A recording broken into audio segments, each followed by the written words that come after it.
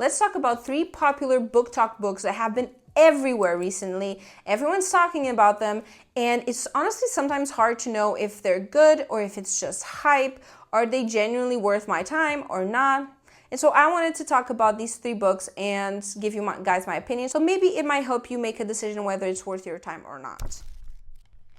So we're going to be talking about On Wings of Blood, and technically The Bond That Burns, okay? Metal Slinger, and Silver Elite.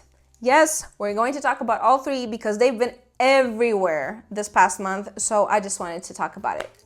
I'm going to try to keep this as spoiler-free as possible, but to explain certain things, I will have to spoil it a little bit. So if you don't like any spoilers at all, this video is definitely not for you guys, okay?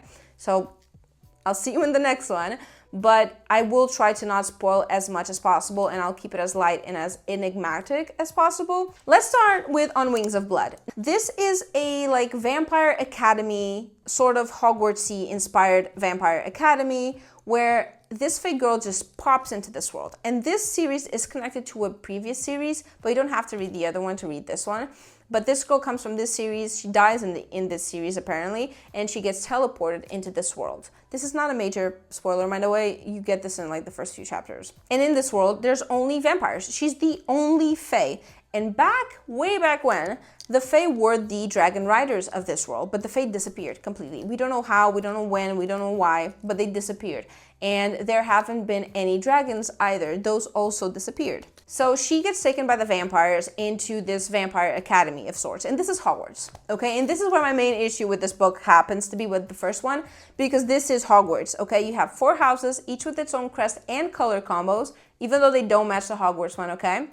They each have their own section of the castle and technically their own tower. The first years have to go through a selection process to be put into one of the houses, but that's only at the end of the first year. It's not a hat, but it's a similar process. The tower for the first years is basically Gryffindor common room with the spiraling stairs that take you to your own personal rooms. That's the only difference. Instead of a bedroom with multiple beds, it's just a singular room for each person with their own private bathrooms. But the thing is, the bed on that room is exactly the same one. There's also the big chest, it's very similar. You also have the Great Hall. You also have a pet that is named after one of the main Harry Potter characters. So the Harry Potter references / the Hogwarts references are heavy in this book, okay? It's heavily inspired. That being said, the characters themselves, that is not, okay? But the world, the school itself is very inspired by Hogwarts. So our FMC is Medra, and our MMC is Blake. And Blake is the one that finds Medra and takes her to that school. And Medra ends up making friends, ends up going to classes, but she also needs to find out why am I here? How did I get here? What happened to the dragon riders? What happened to the dragons themselves? Because she's in a sticky situation. They expect her to be a dragon rider. There is no dragons, and she doesn't know if her life is on the balance or not. She also has to balance this with starting to fall for Blake. Which obviously this was going to happen. This is a romantasy, and doing this while training and getting her ass kicked and all of that. It's a very interesting book. I really enjoyed it. The Harry Potter the Hogwarts references were a bit too much for me. Initially it was funny, but it got to a point where it was okay, I got it. You liked Harry Potter. Let's move along, please.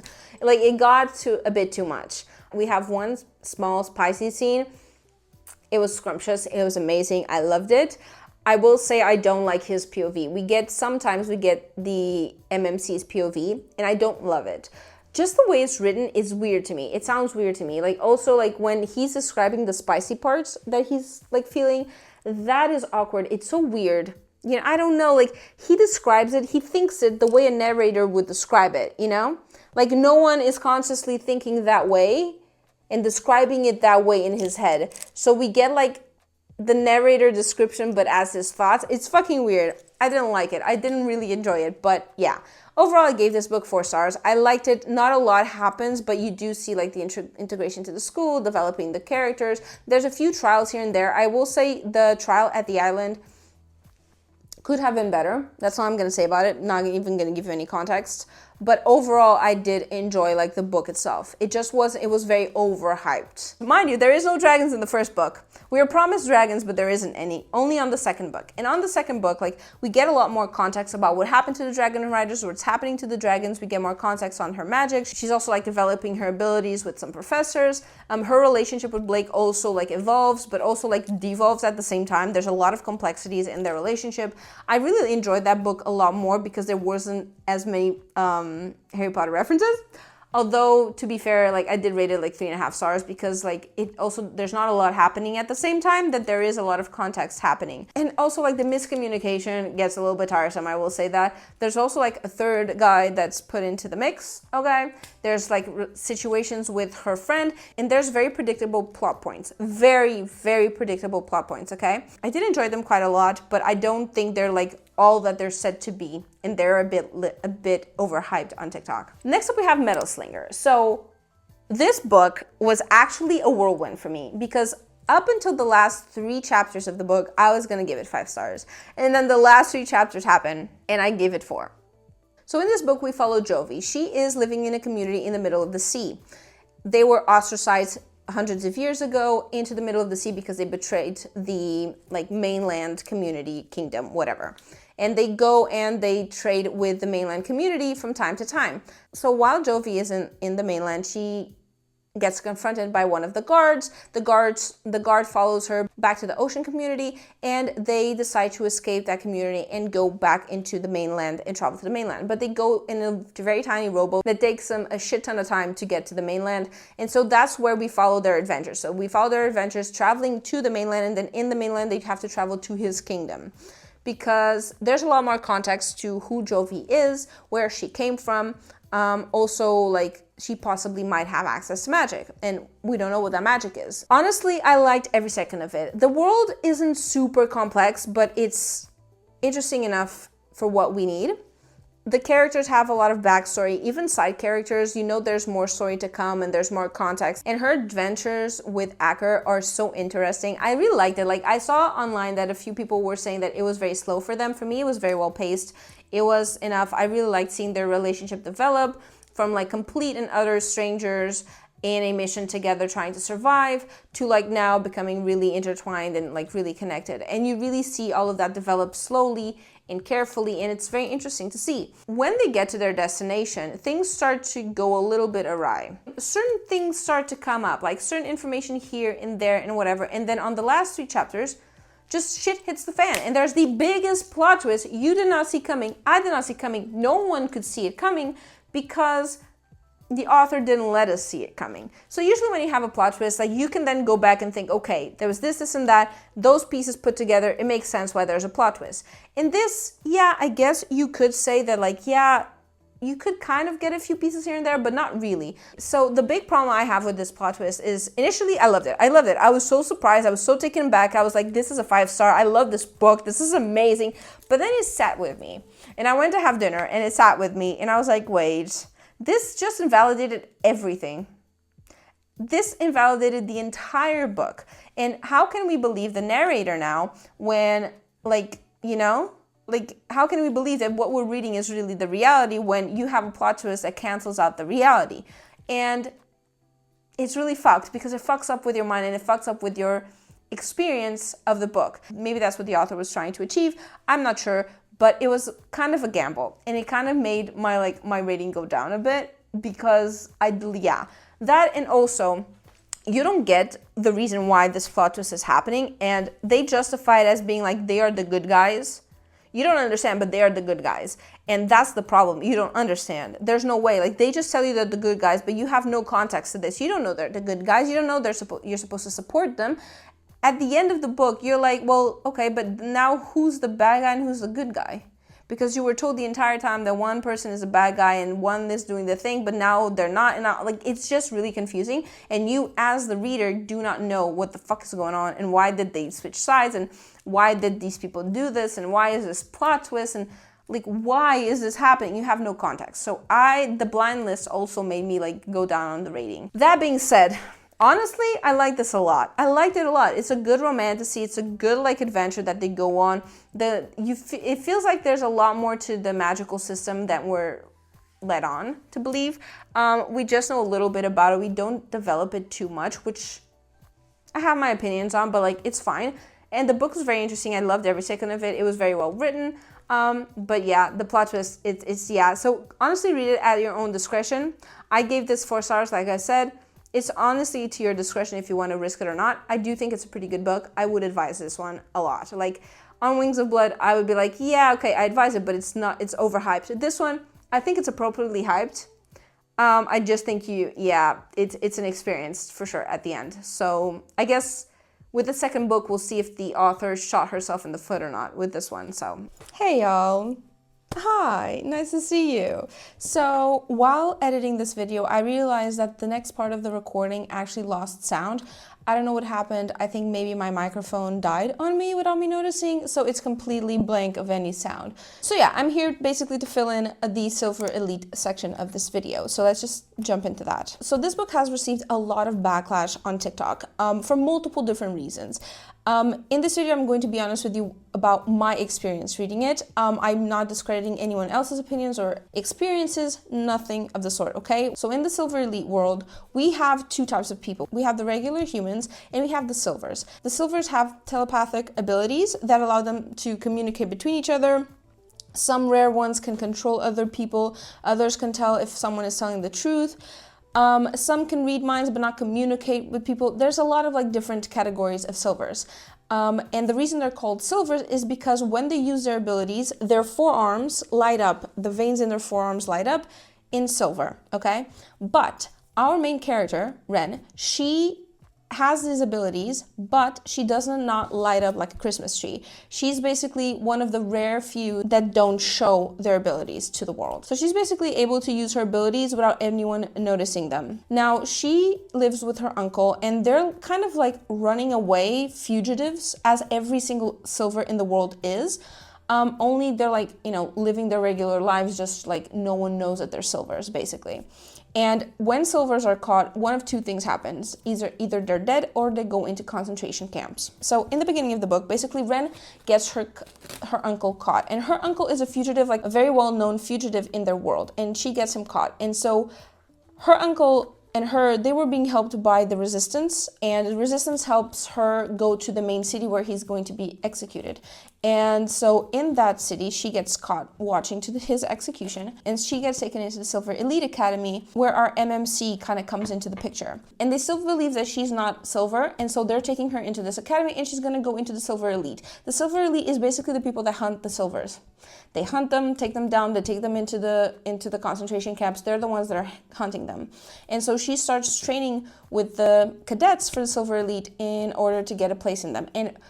And this is where the problems for me begin, like with the main character, with this book in general, is like, I think she's the most annoying, complainy, bitchy, like spoiled little brat that the world has ever seen, And she's supposed to be this big hotshot, mind you, she's this big hotshot, so she can ace every single one of like these exams or tests or whatever that this academy has for her, but she's like refusing to. She's literally downplaying her hand on purpose, which I get it, right? I do understand that, but like at the same time, she's trying to get the other side to save her, to get her out of there, and she's complaining most of the time, even when they tell her like, no one's coming to save you. You disobeyed our orders, no one's gonna come to save you, you're on your own. And so like she just keeps whining and whining and whining and whining about this while still craving male attention, which is very pick-me of her. Now, the characters themselves, they're complex, they're interesting, they have backstory, the side characters as well. She makes good friends, there's like interactions in it. It's really nice, and it's really well paced. Like it's fast paced, but not that fast paced. You get to go through the experience with her, which I really, really like it. If you're gonna put an academy in a book, let me experience the academy with this person. So that is very much there, and you get to see all of it, right? And you also see her relationship with the MMC start to develop and like, grow. But I think towards the ending, everything started to like fall apart. She basically spends the entire book saying, I would never do this and I would never do that. There's 2 things she would never do. She would never even consider doing whatever. Towards the end of the book, to prove something, she basically does those 2 things. Like literally, I kid you not, one chapter she's saying, I would never do this. The next chapter she does it. And it's the stupidest mistake in the world. And this kind of triggers a lot of the rest of the shit. Like this decision to basically break her word to herself, triggers everything else that happens later, which I think like it kind of ruined the book a little bit, because I feel like the author had an idea of what the ending was going to be. She didn't know how to achieve it, so she made her character betray herself and betray everything she stands for to make that ending happen. That's what I think happened, and so I really don't like that part. I really, really don't like that part. I actually dislike it so much. Also, the second part of the book just goes by so fast. Like, you have a really nice pacing for most of the book, and then in the end it just goes by like a bullet train. It's ridiculous. There's no need for this to be this fast, and I think we lose a lot of good things and like interesting topics and interesting interactions between characters and relationships that we don't like. We lose it all because of this. So I really didn't like that part. To go into the controversial topics of this book, this is where it might get a little bit spoilery, okay? More than anything that could have been before. So there's a part in the book where one of her friends gets caught by the Silver Elite, and she basically like intervenes and fights for her. Instead of getting her killed, she sends her to the concentration camps. Up until that point, I could get it. I get it. Like, it's a terrible life. I'm not saying that, but like, if your mindset is to destroy the whole system, the concentration camp in your head might be a temporary decision. It might be a temporary stay there, even if that temporary stay is years, versus her dying and being killed and just shot. Especially when you just saw the person you love the most in this world be shot in that exact same way. So I do get why she was pushing for the concentration camp instead of like being shot at and killed. My problem is when she starts to turn. So the main character starts to really love this Silver Elite military life. And I get it because it's really hinted at that she has ADHD. It's not told like very specifically, but if you have ADHD, you know how to recognize these things, and a more practical, dangerous environment that keeps you on your toes. And it's really good for people who have ADHD. That's why there's a lot of people with ADHD. There are firemen, policemen, and nurses and stuff like that. I get why this starts to become like, oh, I could see myself doing this in the future, but she almost romanticizes it as if they aren't hunting her down, as if they wouldn't kill her the moment they knew who she was. She starts romanticizing this like regime in a way, and I did not like that. I did not like that, but I kind of powered through it because I was like, let me not think too hard on this. Okay, let me not think too hard on this. Let me just continue reading the book and we'll see how it goes. There's also another moment where she talks about the concentration camps as if they're like 5-star hotels / resorts. So she's like trying to get in contact with this friend, and obviously this friend tells her to fuck off because you just sent me to a concentration camp. So the only way she has of seeing if her friend is okay is just checking on the system and seeing how she's doing. So she can check on the system and see like she's clocking in for work, she's clocking out of work, she's clocking into her room, she's clocking out of her room. And because in this concentration camp they have their own private rooms with their own private bathrooms, it's kind of portrayed as at least it's a good life. Where in the same breath, she's basically saying she works 13-hour days, basically a slave, but because this slave has her own room and bathroom, it's not that bad. Like, I remember reading that and think like, excuse you, what? What? Like, and it kind of, it was, I had a pit, like I just felt like it could drop in my stomach, like in my pit.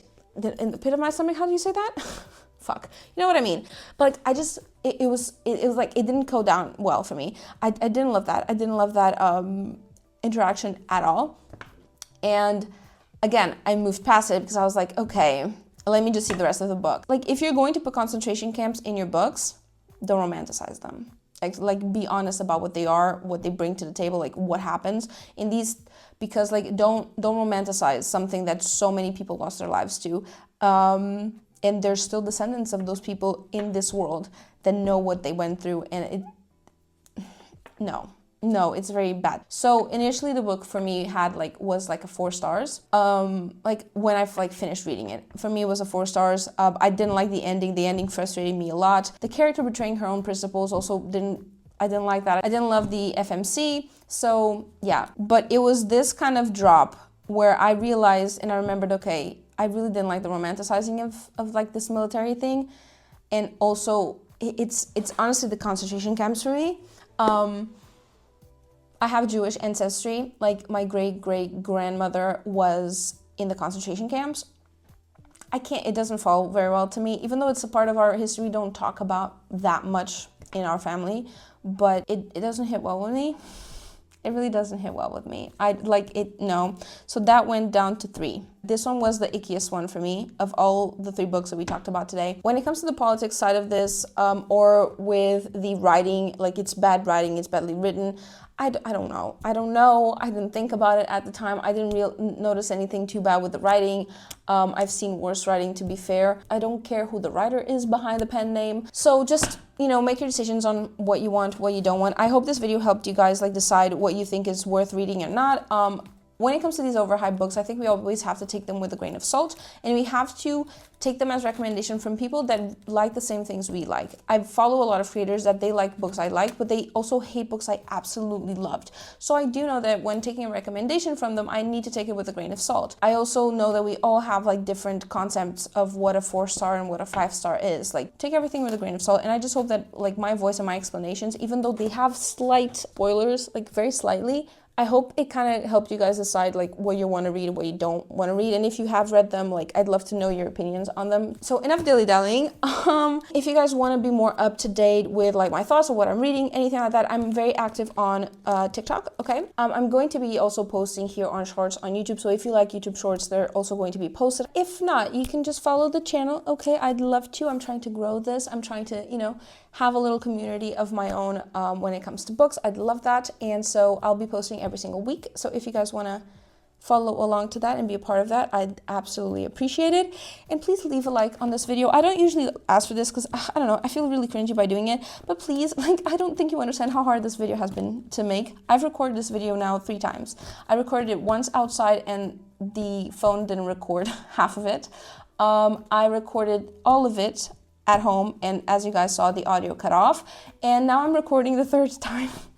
So please, I've been fighting to get this video out, so if you've made it this far, please consider liking the video. I would really appreciate it. I hope you have a great rest of your day, and I'll see you next week. Bye!